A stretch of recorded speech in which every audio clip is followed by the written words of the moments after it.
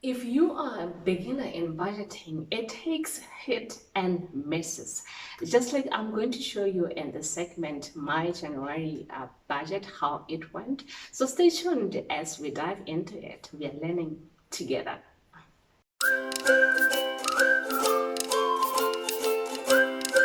Welcome to my channel, Panjambeha here. If you're new, welcome, and if you have not subscribed, please do consider to subscribe to join the community. Otherwise, we are hitting 2022 running and we are still talking about finances.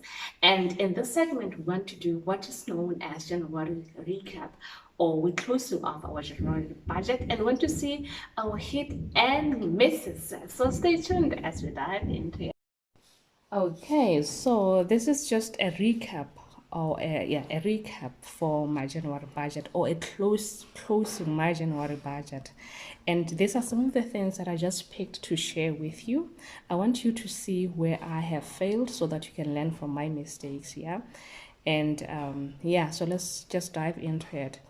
For January budget, the rent I was successfully able to, because really there's no reason why you can give for not paying rent. So that one is a must. I did that. The food I went over budget by 350, which is so unfortunate. And the fuel, this one really hit me hard because I had to travel, and traveling, that's 1,000 k's from where I reside, and I ended up using 1.5 for fuel, which is something that I did not budget. I had this one for the just local trip, but 1.5, it's a huge dent. It created a huge dent on my budget. And this is one of the reasons why it's important to do what is termed a sinking fund. And if you have not watched it, I have a video on a sinking fund. This is simply where some of these trips, you know that they are going to happen, so you just put the money for the trip beginning of the year, so that end of the year you have the money to use. This I failed to do. Remember, I'm also just starting with this budgeting thing, and I'm also starting with on this financial freedom journey.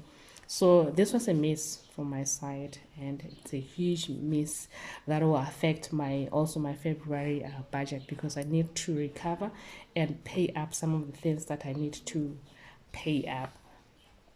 And for my fixed expense, these are some of the things that I just picked. It's not everything. So what I did not pick, I successfully did. So for the water and electricity, and this is for my where I reside. So I did not pay up this, and I ended up using the money as well, which is very, very bad. For the savings, I have a video on emergency fund. Please do watch it if you haven't watched it. In one of my videos, I know that I had said that I had started saving for my emergency fund in December, but I ended up using this money, when I was here. It's very unfortunate, very, very, very unfortunate.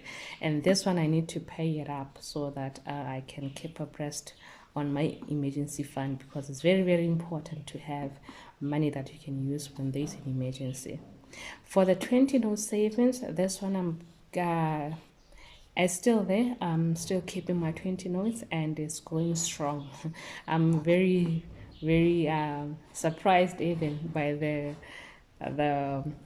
the diligence in keeping it. Yeah, this one I'm doing it 52 week savings. Still, I'm still doing it, because really it's not a lot of money, but at the end of the year you get around after you get more than $1,000. Yeah.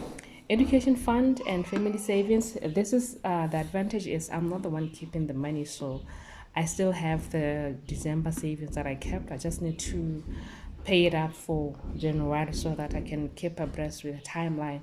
And the rental property, nothing really was done because of my going over budget, which is so unfortunate. So that is simply my January budget. I would love to hear how you have fared. Were you able to stick to your budget, and did you go over budget like I did? Remember, if you went over budget, it's not the end of the world. We still have 11 more months to try and rectify the situation. That's the beauty about the budget. If you track it, you know your mistakes and you avoid them. So that's the reason for my sharing, so that the more I share with you guys, the more I keep abreast or the more because you are my accountable buddies. You are helping me to stay on track. Otherwise, I would love to hear your interactions in your comments in the comment section. Yes.